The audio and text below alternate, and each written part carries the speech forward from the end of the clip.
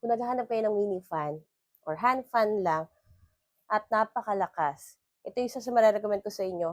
Actually, hindi pa siya lowbat kasi ginamit 'to ng asawa ko nung pumunta sila ng Marikina doon sa riverbanks.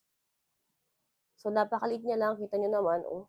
Kita niyo naman, mas malaki pa yung kamay ko kumpara dito and napaka-handy niya. So, dito yung on and off niya. So, makikita nyo rin dito yung battery percentage niya, which is 72. Ayun, number 10. Lakas niya, guys. 100 niya yan. Hindi lang siya basta ingay, kundi nagbibigay talaga siya ng totally na lakas ng hangin na kung saan talagang ma-refresh ka, especially kapag nasa mga lugar ka na mainit. So, yan yung 100, ito yung 80, ito yung 60, 40, 20, and this is the number 1. So, lakas din yung number 1 niya.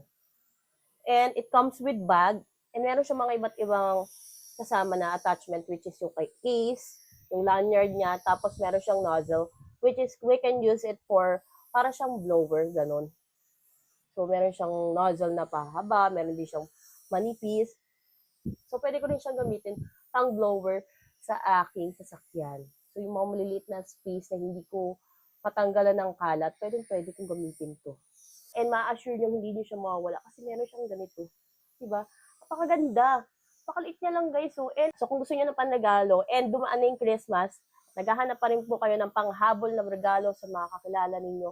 Especially for those people na nagko-commute. Ano yun? May mga baby. Ang gandang pangregalo nito guys. Ano talaga dahil. The quality itself. Napakapanalo. At pwede pa natin siyang ilagay sa ating bulsa. So, nagamit na ito ng asawa ko sa riverbanks, but up to now, the percentage of this fan is 72%. Ang tagal-tagal niyo siyang magagamit, guys.